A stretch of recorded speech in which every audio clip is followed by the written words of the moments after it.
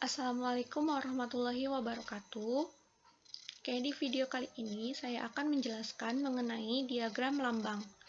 Diagram lambang adalah diagram yang disusun untuk menyajikan data dengan bentuk lambang-lambang. Nah, lambang-lambang di sini nanti yang akan digambarkan itu harus sesuai dengan subjek atau objek yang diteliti. Misalkan ketika data yang akan disajikan adalah data jumlah siswa, maka lambang yang digunakan adalah misalkan gambar orang. Lalu jika data yang akan disajikan adalah data banyaknya mobil, maka gambar mobil, seperti itu. Lalu ada beberapa ketentuan dalam pembuatan diagram lambang. Yang pertama, diagram lambang terdiri dari 3 kolom. Kolom yang pertama berisi nama-nama kategori. Kolom yang kedua berisi lambang yang digunakan. Lalu kolom yang ketiga berisi frekuensi. Nah, kemudian ketentuan yang kedua, beri catatan satu lambang menggambarkan atau mewakili sejumlah objek tertentu. Misalkan satu gambar orang mewakili 30 data.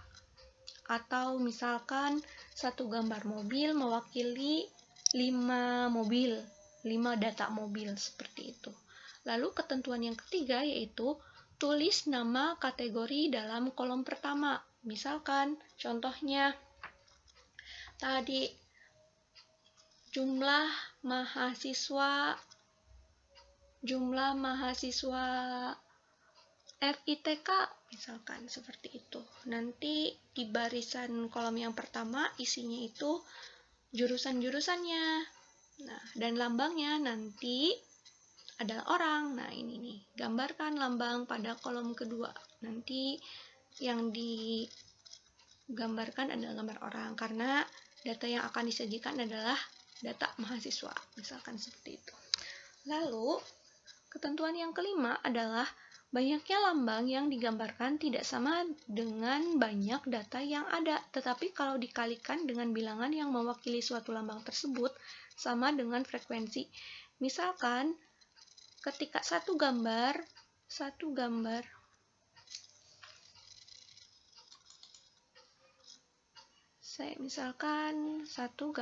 orang mewakili 30 orang. Nah, ketika datanya ada 72, maka gambar yang harus dibuat adalah 2 gambar. Nah, ketika misalkan datanya ada 104, maka gambar orangnya yang harus digambar ada 3. Nah, kenapa begitu? Ini kok jauh banget gitu ya perbedaannya. Nah, itu termasuk kekurangan dari diagram lambang. Karena seringnya banyaknya lambang tidak sesuai dengan banyaknya frekuensi. Karena kan ini ya 31 gambar mewakili 30 orang, berarti kalau 2 gambar hanya 60 kan ya. Ini 30 ditambah 30 sama dengan 60. Sedangkan ini 72 gitu. Wow, ada 12 data yang tidak tercakup. Nah, itu kekurangan diagram lambang, kurang akurat.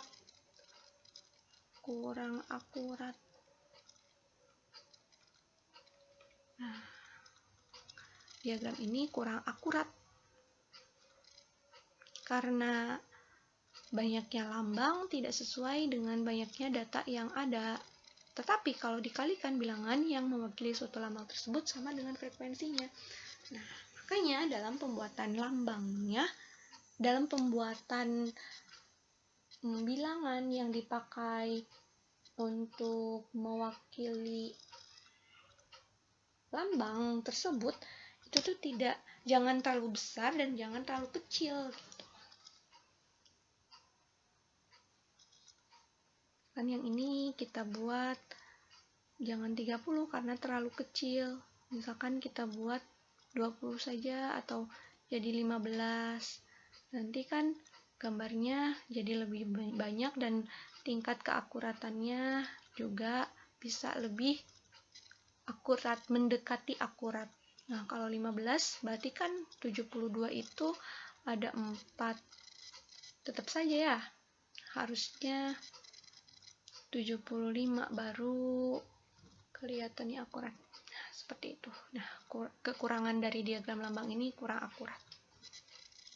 Oke, kita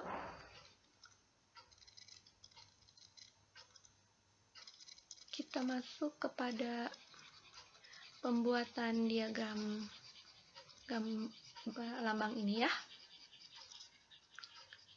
Kita hapus dulu gambarnya.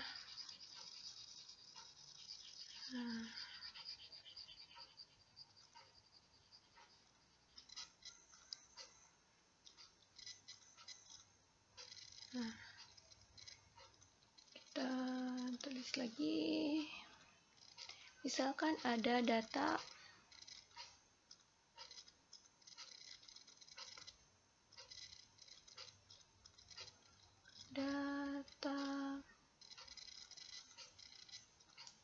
mahasiswa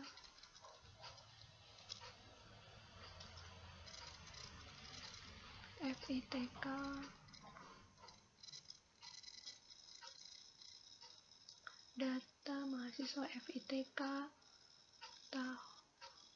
mahasiswa baru FITK tahun 2020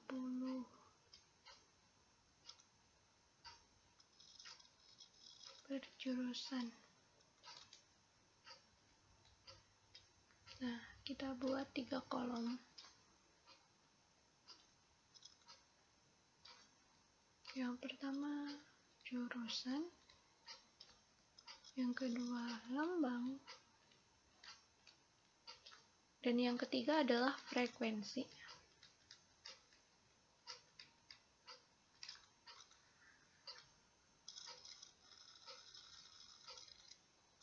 Nah, kita coba buat catatan. Kita kasih catatan dulu.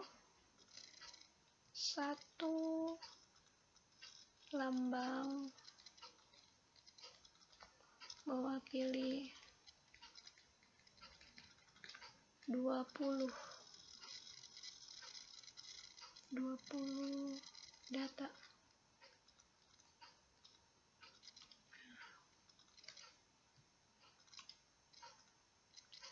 Kita buat misalkan jurusan PGMI. Nah, PGMI ada 54 mahasiswa baru, berarti lambangnya ada 2.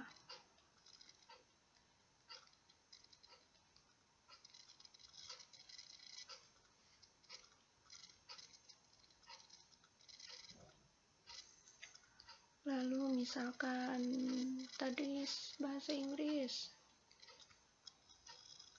data ada 90 mahasiswa baru. Berarti ketika satu lambang mewakili 20 data, maka 90 dibagi 20 bisa berapa? Bisa kita buat 4 gambar, karena 4 kali 20 yaitu 80. Nah, satu lagi misalkan jurusan PAI ada 100 orang yang masuk, berarti kita buat 5 lambangnya.